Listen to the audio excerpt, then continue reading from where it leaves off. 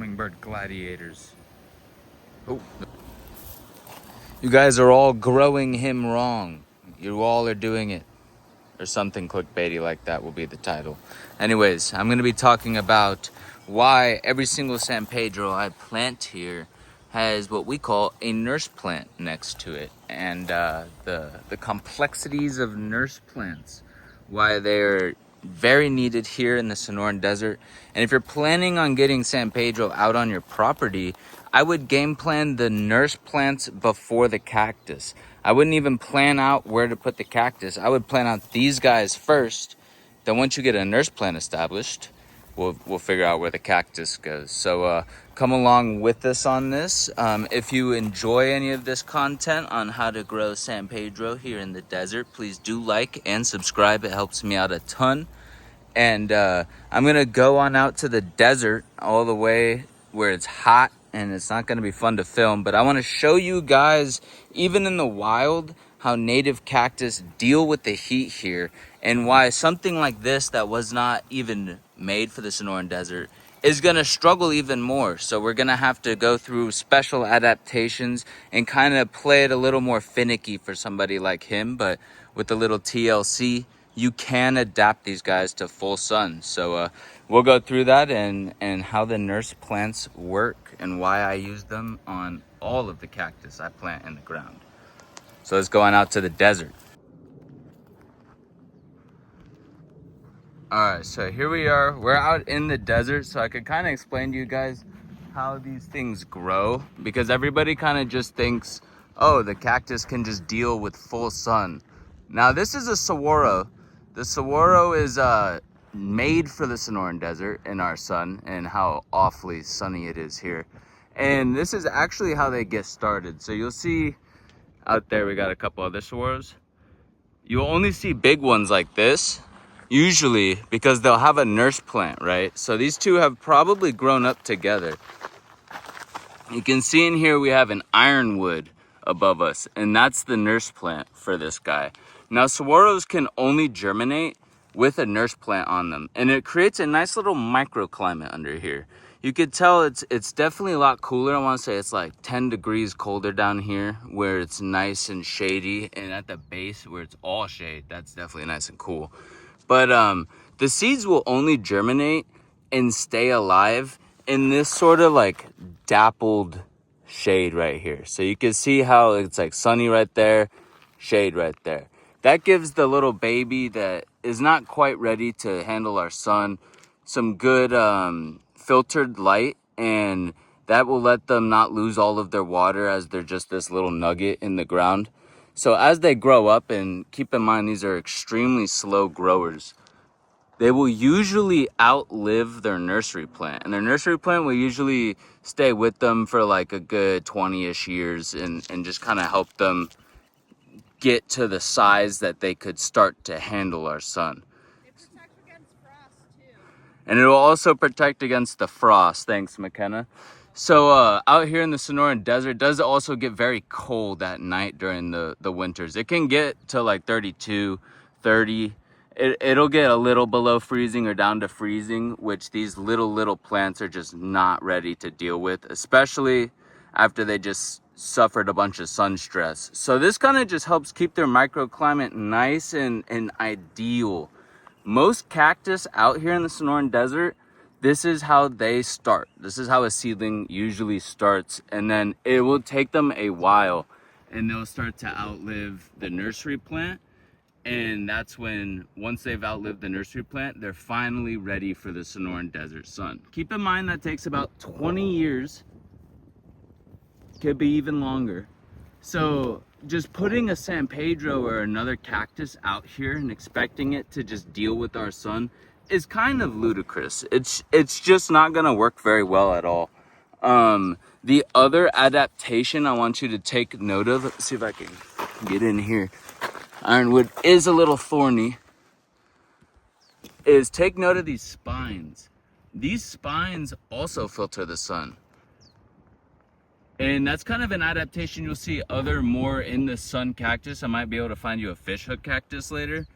And that's how they can also deal with it, is they'll kind of make their own filtered light. You'll see everything in here is trying to filter the light before it hits its skin, because that's how intense our sun is. And even the saguaro, the staple of all the Sonoran Desert, needs this time to nurse and get a nice nursery tree, or it just will not live. So that's, you'll almost always see them with a nursery tree when they're young. And we're gonna replicate that, because if the saguaro can't deal with it, you know dang well the San Pedros, who are not made for this desert, are not gonna deal with it.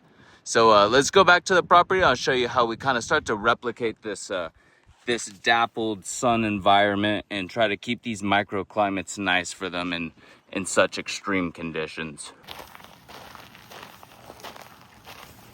Nice little fish hook.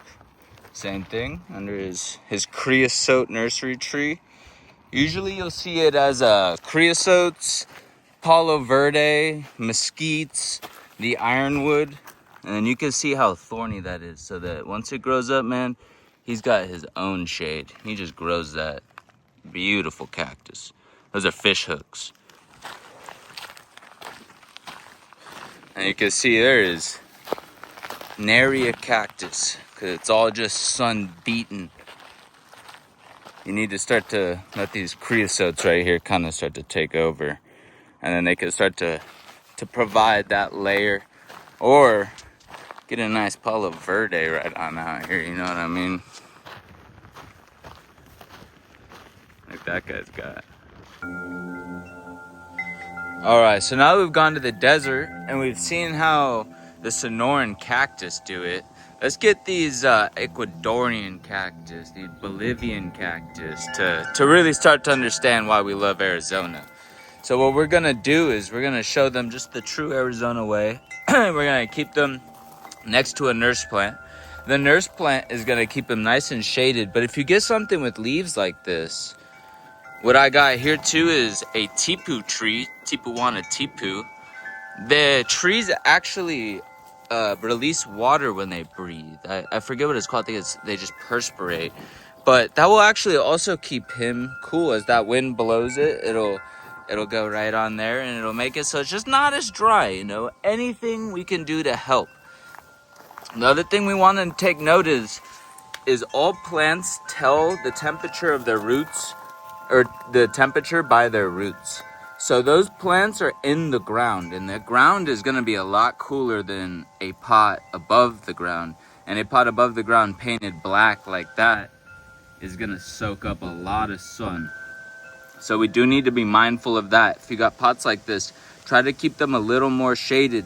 Even if you can just keep, what I got right here is just this guy will keep the pot shaded sometimes, and then his skin will still get hit by sun up here. Perfect. We want to keep these roots nice and shaded. All right, so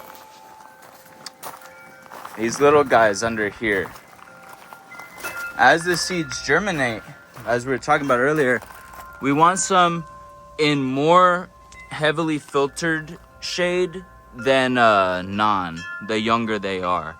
So what you'll see here is I got a lot of the little guys back there, and that's because I have a double action going right here. I got about 40% shade going, which is perfect for somebody about this guy's size. He's a nice little chonker. But somebody all the way down there, that size, there we go. He's not gonna like it as much. So we have the tipu tree to act sort of as another layer of filter. About at that guy, this big one right here, and behind is where they get it like probably 50% more shade than the front of this shade cloth. And you can see these guys really do like it. Now once they get bigger, they can start to handle a little more sun. Ooh, the winds are whipping up. It's getting nice out.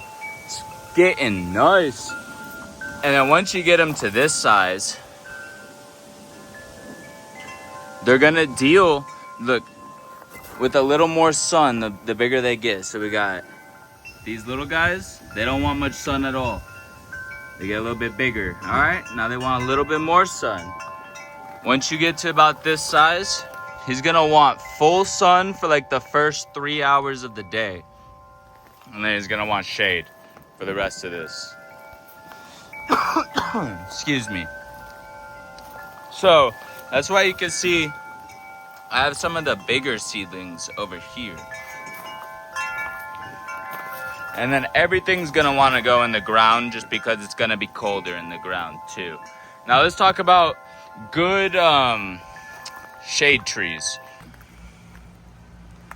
All right, we had to come on over here and look at some cactus now because the wind chimes are going off right now, dude. It's just it's a nice windy day. I'd rather it be windy and cool than hot and stale. You know what I mean?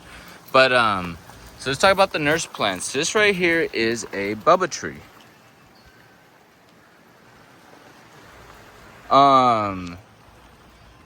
It's a desert willow, but it's the bubba variety. I like the bubba because it kind of it goes up and then branches out a little bit more. Now you can see it's got very good dappled sun, extremely good dappled sun. One of my biggest and nicest cactus is right here under here, and we actually named this guy after his nurse plant, and his name is Bubba. I love Bubba. This dude's one of my favorite cacti. But what we're really going for is this dappled. So you could do a Bubba tree. They do very well, and they also have kind of nice leaves that keep everything nice and cool. We also got the classic oleander. Oleander's not as nice. What I found with the oleanders is they shed really bad. And I don't think that this is very good mulch. Like, everything tends to die under the oleander mulch. All the other mulches are great. Like, all the cactus thrive under it. But the oleander mulch, and oleanders are toxic. Kind of like creosote. And creosote kind of will strangle out other plants too. So I try not to plant too much under here anymore. But I do got one of my fattest guys under here. He's nice. So we got creosote, oleander. We got the teepoo tree. Now the great thing about the teepoo tree is you have to be in here feeding these cacti, because these cacti like a little bit more nitrogen than other cacti do. Because they like more nitrogen, the teepoo tree is actually what I think of the perfect pairing for them. You can grow them in California, you can grow them anywhere that these guys like to grow. And the teepoo tree is in the legume family. It's like the siso tree, except it's not as invasive as the siso tree, and it's not gonna fuck up your driveway with all its shoots and stuff. But because it's in the legume family, it actually will take nitrogen out of the air and put it into the soil. So you'll have to fertilize the cactus less. It's almost like a self-fertilizing nurse plant. It's kind of perfect for our situation here. So I do like the teepoo tree the most, and then probably the bubba the second most. And then I'll show you what I like over the oleander that comes in third. He's right next to the Nuestra Bonita, and we kind of took a look at him earlier in the beginning. This right here is called the Arizona Rosewood. I love this guy. He's basically an oleander, except he sheds less, and he's native to Arizona, which is a lot better. He's gonna be better for our pollinators and just all around healthier for our ecosystem. He's gonna take less water than oleanders.